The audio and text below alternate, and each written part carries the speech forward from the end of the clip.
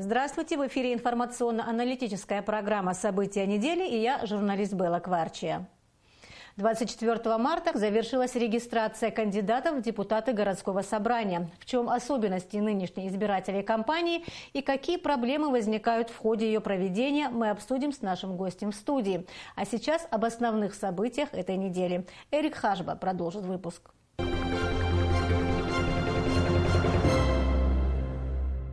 Рабочая неделя в Абхазии началась с митинга на площади Свободы в Сухуми. Его организовала Ассоциация предпринимателей Абхазии, активисты которой требуют приостановить действие недавно принятого закона об НДС. Санкционированный митинг собрал около 200 человек. Помимо предпринимателей, там были депутаты парламента, представители партий и общественных организаций. По окончании митинга была принята резолюция, в которой содержится требование понизить ставку НДС с 10% до 3%. Пресс-служба президента Абхазии сообщила, что президент Рауль Хаджима ознакомился с резолюцией участников митинга и готов встретиться с представителями ассоциации. Все проекты, реализуемые в рамках российской инвестиционной программы, освобождаются от НДС. Такое решение приняли депутаты Народного собрания на очередном заседании сессии в понедельник. Также парламентарии отрегулировали вопрос выдачи земельных участков иностранным инвесторам и в третьем окончательном чтении приняли нашумевший конституционный закон о государственной защите жизни матери и нерожденного ребенка, запрещающий аборты. Граждане должны быть лучше информированы о деятельности государственных органов, а государственные СМИ отвечать задачам, стоящим перед страной, сказал президент Рауль Хаджима на совещании с руководителями государственных средств массовой информации. Участники встречи говорили о необходимости повышать уровень взаимодействия пресс-служб органов государственной власти и средств массовой информации. В обществе продолжает активно обсуждаться инициатива оппозиции по проведению референдума. Во вторник лидеры политической партии «Форум Народного единства Абхазии» на пресс-конференции в Ассоциации работников СМИ рассказали о своей позиции по этому вопросу. Мотивацией для выдвижения вопроса о назначении досрочных президентских выборов могут стать факты, свидетельствующие об изменении политического курса, грубом игнорировании Конституции, причастности руководителя государства к коррупционным сделкам и другим преступлениям, подрывающим основы государства. Вполне очевидно, что никаких таких серьезных оснований у инициаторов проведения референдума нет, сказали лидеры Форума Народного единства Абхазии. Даур Аршева рассказал журналистам о нарушениях при сборе подписей. На заседании Верховного суда во вторник, 22 марта, государственный обвинитель Генпрокуратуры Абхазии Мимоза Сушба огласила обвинение по уголовному делу по фактам посягательств на жизнь бывшего президента Абхазии Александра Анкваба, сообщает официальный сайт Генпрокуратуры Абхазии. Обвинение просит суд признать всех подсудимых виновными в покушениях на экс-президента республики и приговорить их к различным срокам лишения свободы.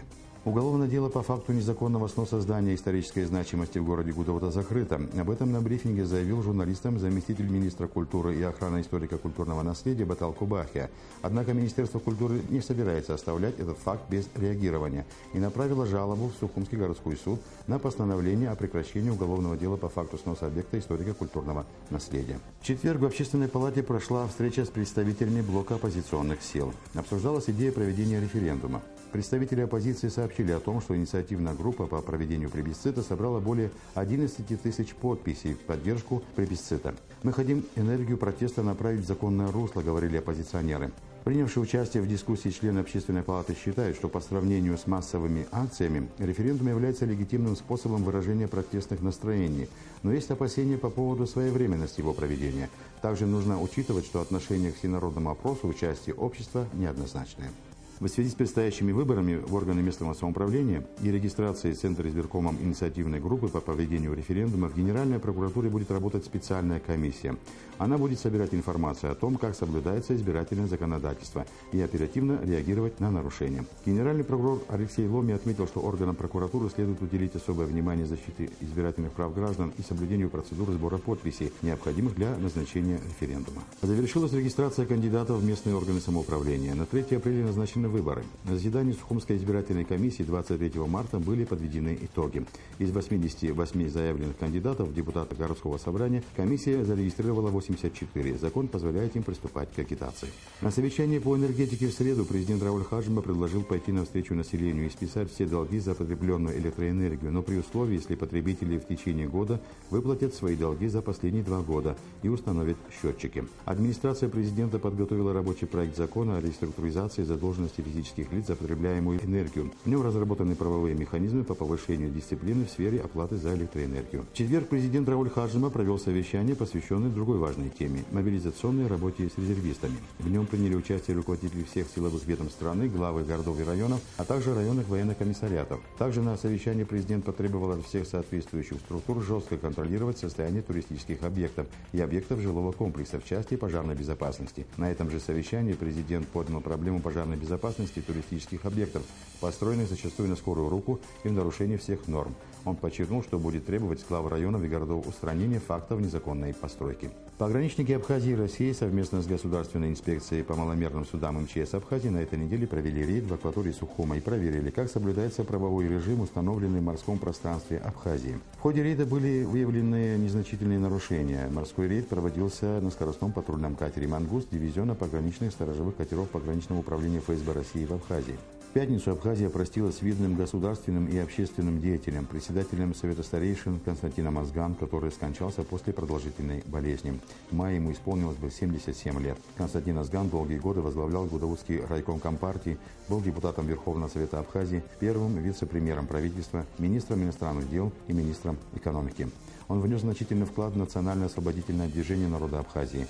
Указом президента Рауля Хаджима за мужество и самоотверженность, проявленные при защите интересов народа Абхазии, Константин Азган награжден орденом Леона посмертно. В ходе очередного 35-го раунда женевских дискуссий по вопросам безопасности и стабильности в Закавказье было достигнуто соглашение возобновить механизмы по реагированию и предотвращению инцидентов, известного как Галский механизм. Также абхазская сторона выступила с проектом совместного заявления участников дискуссий по вопросу свободы передвижения и международному признанию документов граждан Абхазии и Южной Осетии, включая национальные паспорта. Дискуссии проходили с 22 по 23 марта. Проведение следующего раунда женевских дискуссий по безопасности и стабильности в Закавказье намечено на июнь. На заседании Кабинета министров 25 марта были утверждены отчеты Резервного фонда Кабинета министров, исполнение бюджетов 6 государственных фондов, а также одобрен проект закона об исполнении государственного бюджета за 2015 год. Доходы госбюджета составили 6 миллиардов 343 миллиона рублей при плане 6 миллиардов 875 миллионов.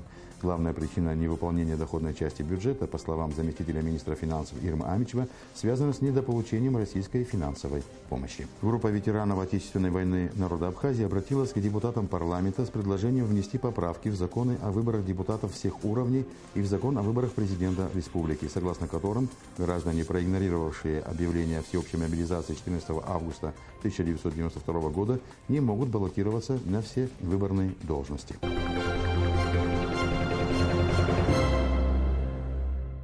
Это были наиболее значимые события недели, а сейчас к главной теме нашей программы.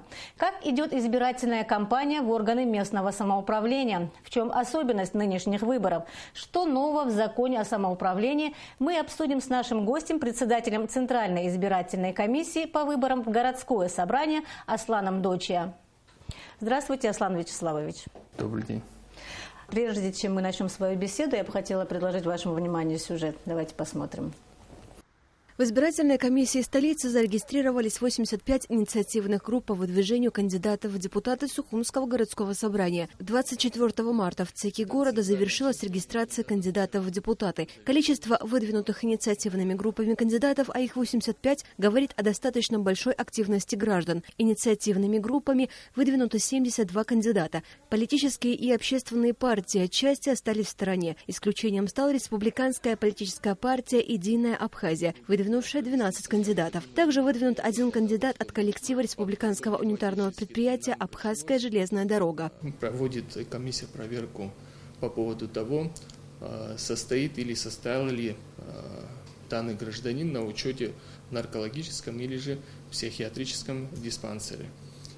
Более того, проверяется гражданин на наличие у него непогашенной судимости. Есть одно нововведение – изменены границы избирательных округов Сухума. Необходимость принятия такого решения была связана с неравномерным распределением количества избирателей. Изменение границ позволило сбалансировать число голосующих. При этом количество округов осталось неизменным – всего 26.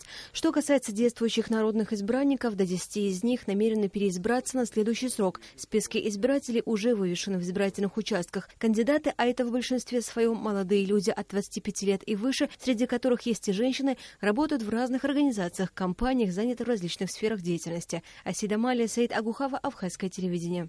С 24 марта началась выборная кампания. Скажите, пожалуйста, с чем вы уже сталкиваетесь по ходу ее проведения, какие существуют проблемы, на что бы хотелось обратить внимание?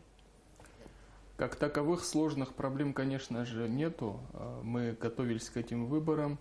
Законом Республики Абхазия о выборах в органы местного самоуправления установлены сроки проведения выборов в органы местного самоуправления. Мы следуем этим срокам, соблюдаем эти сроки, и все необходимые мероприятия мы проводим в установленные сроки. К выборному процессу, я думаю, что мы готовы. В этом году как никогда много баллотируется депутатов, очень много там на избирательных участках кандидатов в депутаты. Скажите, чем вы думаете вызван такой интерес вот к этой работе? Ведь по большому счету это общественная, это неоплачиваемая работа. Вот скажите, как вы думаете, что движет людьми? Я бы не сказал, что в этом году больше кандидатов, чем в прошлые годы. Так, в 2011 году выдвинуто было 95 кандидатов. В этом году зарегистрировано на сегодняшний день 84 кандидата. Регистрация уже завершена. Я думаю, что граждане Республики Абхазия, жители города Сухум, хотят принять активное участие в политической жизни нашей республики. Сколько в среднем на одном участке баллотируется кандидатов? В среднем это 5 кандидатов, в 3 округах по одному кандидату. Таких избирательных округов 3. Это избирательный округ номер 2, избирательный округ номер 24 и еще один избирательный округ. Там выставилось всего лишь по одному кандидату на каждом участке избирательном и, соответственно, в округе. Почему так получилось, я вам ответить не смогу. Что касается, насколько это законно, то законом предусмотрено такое право и возможность. Единственное, с чем может столкнуться тот или иной кандидат, который один выдвигается по соответствующему округу и участку избирательному, это то, что явку он должен, явка должна быть на соответствующем участке избирателей. То есть, если 25% от списка избирателей не примут участие в соответствующих выборах в данном участке избирательном, то выборы будут признаны несостоявшимися. Если выборы будут признаны несостоявшимися, то будут проводиться повторные выборы, и тогда еще лица, которые изъявят желание, граждане Республики Абхазия, могут выдвинуться по данному округу. Какие полномочия у депутатов городского собрания, в чем их основная роль? Основная роль – это представлять интересы жителей города Сухум в политической, общественной жизни как города Сухум, так и в целом республики.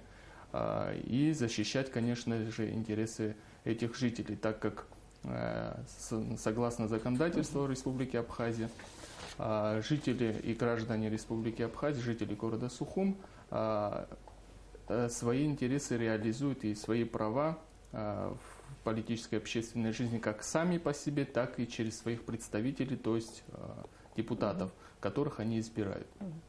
Скажите, кто может баллотироваться? Какие есть необходимые требования к людям, которые должны и могут быть депутатами городского собрания? Как вы проверяете достоверность той информации, которую вам предоставляют кандидаты? В 2016 году в закон Республики Абхазия о выборах органов местного самоуправления были внесены изменения. С 2016 года депутатом органа местного самоуправления может стать гражданин Республики Абхазия, которому на день проведения выборов исполнилось 25 лет. Более того, кандидат в депутаты в органы местного самоуправления не должен иметь судимость, то есть судимость должна быть погашена. Более того, не должен состоять на учете в наркологическом и психиатрическом диспансере в связи с лечением от болезней наркомании, алкоголизма и других в этой области. Более того, соответственно, он не должен находиться в местах лишения свободы по приговору суда. Все это понятно, но что касается подследственных, дела о которых находятся еще в разбирательстве, с этим сталкивались вы? Так, на официальном уровне, конечно, мы не сталкивались, однако законом не предусмотрено отказ в регистрации таким кандидатам. То есть в законе четко говорится только то лицо, которое имеет судимость непогашенную, и еще то лицо, которое по приговору суда отбывает наказание в местах лишения свободы. Но были такие случаи в этой избирательной кампании? Мы такими сведениями не обладаем, что у нас выдвинулся кандидат, который находится под следствием. То есть соответствующих извещений от правоохранительных органов к нам не поступало. Вот эта информация, вы когда ее проверяли вот в этот раз, все ли совпадало? Предоставленная информация была верной? В законе Республики Абхазия о выборах в органы местного самоуправления отсутствует норма, которая позволяет избирательной комиссии города Сухум проверять представленные кандидатами документы, которые установлены этим же законом. То есть отсутствует конкретная норма. В отличие от конституционного закона Республики Абхазия о выборах в Народное собрание депутатов. Там четко имеется норма, которая регулирует порядок проверки представленных документов. Также в том законе о выборах в Народное собрание имеется норма, которая регулирует, в каких случаях можно отказать и по каким основаниям. Такой нормы, к сожалению, в законе о выборах в органы местного самоуправления нет. Поэтому у многих юристов, конечно же, возникают вопросы. Многие трактуют данный закон о выборах в органы местного самоуправления по-своему. Конечно, возникает вопрос с этим. Как вы оцениваете закон о местном самоуправлении и насколько, вам кажется, он отвечает требованиям сегодняшнего времени? Наша избирательная комиссия в том числе хочется совершенствовать закон, которым мы руководствуемся. После выборов мы хотим свои предложения оформить надлежащим образом и направить в Народное собрание для того, чтобы были внесены соответствующие изменения в этот закон. Конечно же, в Народном собрании действует постоянно действующая комиссия, которая рассмотрит наши предложения. Если они обоснованы, то будут, я думаю, внесены поправки, соответствующие в этот закон. В какой части вы хотели бы изменений?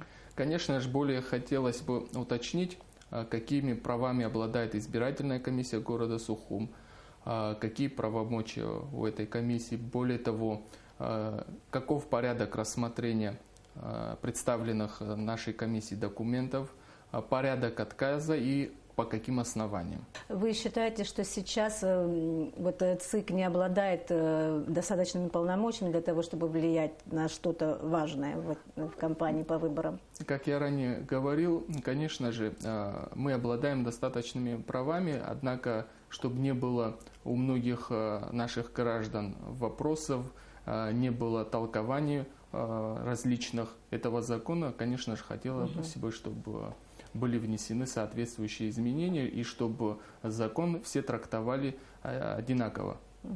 Как вы считаете, насколько продумана сама процедура выдвижения кандидатов? Ну, я думаю, в этой части закон достаточно четко регламентирует этот порядок. И я думаю, что особых каких-то изменений не нужно вносить в этот закон. Вот как юрист, как гражданин, оцените качественный уровень органов местной власти? Есть положительные моменты. Хочется, чтобы больше проявляли себя депутаты. Я не говорю, что они не работают должным образом. Они, конечно, очень усердно, добросовестно относятся к своей работе. Но еще много чего, я думаю, предстоит им нынешним кандидатам, если будут избраны в городское собрание. Какие люди вообще баллотируются в городское собрание? Каков их контингент в этом году? И за какие заслуги их выдвигают? Картина такова, что нынешние депутаты вновь многие баллотируются. Также имеются у нас учителя, преподаватели, много предпринимателей изъявили желание баллотироваться в Сухумское городское собрание. Есть и лица, конечно же, которые нигде не работают. Как вы относитесь к тому факту, что вот баллотируется в этом году очень много людей из старого состава, но которые как-то никак себя не проявили? Мне сложно сказать, что они никак себя не проявили. Они выполняли свои функции и представляли интересы своих граждан в городском собрании. Я считаю, что они достаточно опытны, поэтому и снова баллотируются в Сухумское городское собрание. И я думаю, им больше удастся еще сделать, если попадут в городское собрание, так как у них за спиной уже есть определенный багаж. Насколько вы информированы вообще о деятельности городского собрания? Оцените качество этой работы. Конечно же, в этом году уже более расширили правомочия депутатов органов местного самоуправления, что, я считаю, правильно было сделано. Теперь с нынешнего года, более того, кандидатура главы администрации района или города будет согласована еще с районами или же городскими собраниями. Я, как понимаю, законодатель имел в виду, чтобы граждане, жители соответствующего района или города принимали участие в избрании и назначении главы администрации города или района через своих представителей, то есть депутатов. Основная роль это, во-первых, как я несколько раз уже, наверное, повторяюсь, это представлять добросовестно интересы жителей соответствующего города или района. Более того, контролировать деятельность местных органов госуправления, то есть соответствующих администраций. И чтобы качественно работала та или иная администрация, то есть местный орган госуправления, за этим должны следить депутаты соответствующих органов местного самоуправления. Округа должны делиться по территориальному принципу. Они не одинаковые. Закон, как он регламентирует разделение округов, участков? В законе четко говорится, что в основном при образовании и создании избирательных округов соответствующая избирательная комиссия города и района следует принципу территориальности и равного количества избирателей. Мы в этом году постарались пойти по этому принципу, постарались, чтобы в каждом округе было равное количество избирателей. Конечно же, добиться того, чтобы было одинаковое количество, это невозможно. Даже математически это очень сложно сделать и географически. Поэтому у нас в округах преследовали, чтобы мы в каждом округе имели по 1500 избирателей. Есть округа, где эта цифра равняется 1100-1200 избирателей, а в некоторых доходит до 2000. А раньше, 20 лет, выборы проводились в органы местного самоуправления. На новом районе было всего лишь 3 округа. И количество избирателей даже доходило до 4000 в одном округе. А были такие округа, где количество избирателей доходило до 500. Это район Маяка, где было всего лишь в 12-й школе голосовало где-то, если не ошибаюсь, около 500 граждан Республики Абхазия. Мы постарались, чтобы в каждом округе было равное количество относительно, насколько это возможно было. То есть во главу угла становится численность населения? Конечно, чтобы следовать этому принципу, этот принцип я считаю справедливым, и поэтому так. Я думаю, что нам удалось в этом году таким образом образовать эти избирательные округа, чтобы не ущемлялись права других кандидатов, которые баллотируются в других округах. В одном округе, чтобы не было такой градации численности избирателей, как раньше было. Со временем мы будем усовершенствовать работу избирательной комиссии. Нас избрали недавно совсем, новая комиссия была сформирована, так как полномочия той комиссии, избирательной комиссии города Сухум, истекли, и согласно закону о выборах в органы местного самоуправления была сформирована избирательная комиссия города Сухум. Насколько прозрачна и открыта работа избирательной комиссии? В этой части я вам могу четко сказать, что Мы работаем с кандидатами, с избирателями достаточно открыто. Все наши действия соответствуют закону о выборах в органы местного самоуправления. Если кто-либо из избирателей или же из кандидатов не согласен с действиями нашими, то вправе обжаловать наши действия в судебные органы. А сколько человек состоит в избирательной комиссии? На сегодняшний день окружные участковые избирательные комиссии сформированы в составе не менее 5 человек. Есть избирательные участки, где принимает участие 7 человек, то есть 7 членов комиссии. Этого достаточно, как вы считаете? Да, конечно же, хотелось бы, чтобы побольше людей было. Скажу почему. Потому что в день выборов, если много избиратели придут на избирательный участок одновременно, чтобы не ждали и с этим проблем чтобы не было, конечно же, хотелось бы больше членов комиссии и работа бы прошла бы побыстрее. Существует ли какой-то фонд, который обеспечивает этот выборный процесс и который бы помог бы кандидатам вести свою кампанию? Что касается самого выдвижения и агитации со стороны кандидатов, конечно же, это за счет добровольных пожертвований и за счет собственных средств самого кандидата. Однако законодателем установлен предел, это 1000 минимальных размеров оплаты труда, которые тот или иной кандидат может потратить на агитацию и на сам выборный процесс. Что касается финансирования уже соответствующих комиссий, то финансирование осуществляется за счет местных бюджетов. Когда закончится агитационный период? Агитационный период закончится накануне выборов. В день выборов ни один из кандидатов не вправе проводить агитационные какие-то мероприятия. У меня все. Спасибо вам за интервью. Спасибо. До свидания. До свидания. В нашей передаче принимал участие председатель избирательной комиссии по выборам в городское собрание Аслан Дочия. А сейчас о новостях субботы. В эти дни в Москве в выставочном центре «Экспо» проходит международная выставка «Путешествия и туризм» МИД-2016. Впервые в ней принимает участие и Абхазия. Нашу страну представляют Министерство по курортам и туризму, а также туроператоры «Аква Абаза», «Русал Тур» и «Рица Тур». За художественное оформление экспозиции и организацию работы Абхазии вручен кубок «Яркий дебют выставки». В Сухуми открылся международный арт-пленэр в рамках фестиваля «Традиции». Организаторы мероприятия – Министерство культуры Республики, Департамент культуры города Липецк и Дом детского творчества «Айнар». В нем принимают участие юные художники из Абхазии и России. На площади возле Абхазского драматического театра ребят поприветствовал Батал Кубахия, замминистра культуры Республики. Вы смотрите сейчас на здание, которое является памятником уникальным архитектуры. Его недавно отремонтировали, восстановили. Здесь куда ни двинешься, везде история. Начиная с древнего палеолита, средневековые замки, дворцы. Вам повезло, что вы попали в Абхазию, потому что это уникальный случай здесь сегодня что-то зафиксировать.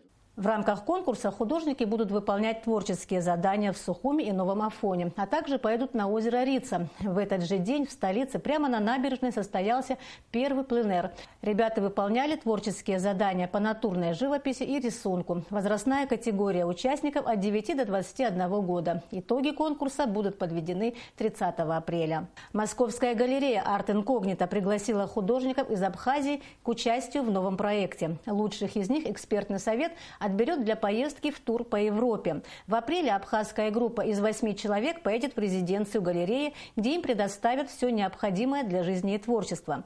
По истечении 2 недель участники должны будут предоставить свои работы для постоянно действующей экспозиции. Среди участников проекта студенты педагогического факультета АГУ специальности изобразительное искусство.